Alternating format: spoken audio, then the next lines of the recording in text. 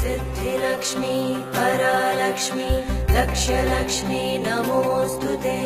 ब्राह्मीं च वैष्णवीं भद्रां षड्भुजां च चतुर्मुखां त्रिनेत्रां च त्रिशूलां च पद्मचक्रगदाधरां पीताम्बरधरां देवीं नानालङ्कारभूषितां तेजपुञ्जधरां श्रेष्ठां ध्यायेत् बालकुमारिकाम्।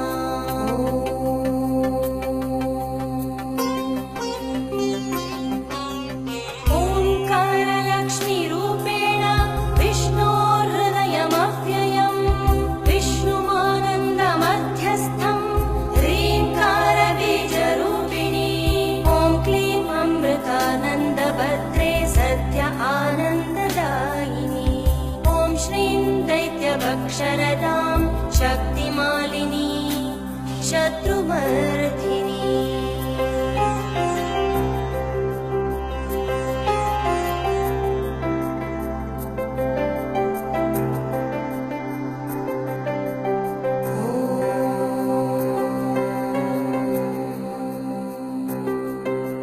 तेजप्रकाशिनी देवी वरदा शुभकारिणी ब्राह्मी च वैष्णवी भद्रा कालिका रक्तशाम्भवी आकार ब्रह्मरूपेण ओङ्कारं विष्णुमव्ययम् सिद्धिलक्ष्मी परालक्ष्मी लक्ष्यलक्ष्मी नमोऽस्तुते।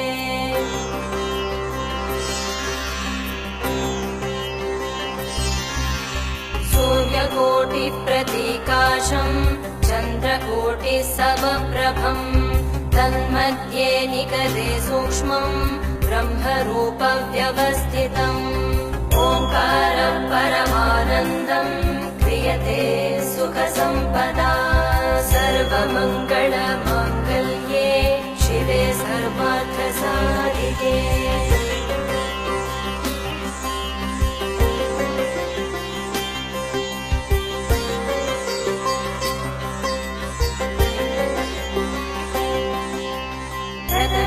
त्र्यम्बका गौरी द्वितीये वैष्णवी तथा तृतीये कमला प्रोक्ता चतुर्थे सुरसुन्दरी पञ्चमे विष्णुपत्नी च षष्ठे च वैष्णवी तथा सप्तमे च परारोहा अष्टमे वरदायिनी नवमे खड्गत्रिशूला दशमे देवदेवता एकादशे सिद्धिलक्ष्मी द्वादशे ललितात्मिका।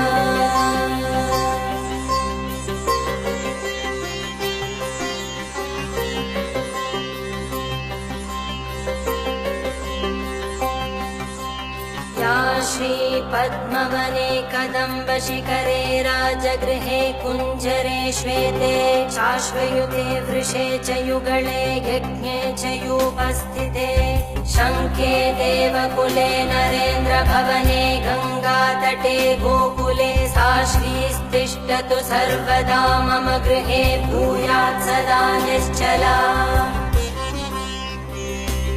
इति श्रीब्रह्माण्डपुराणे ईश्वरविष्णुसंवादे दारिद्र्यनाशनं सिद्धिलक्ष्मी स्तोत्रं सम्पूर्णम्।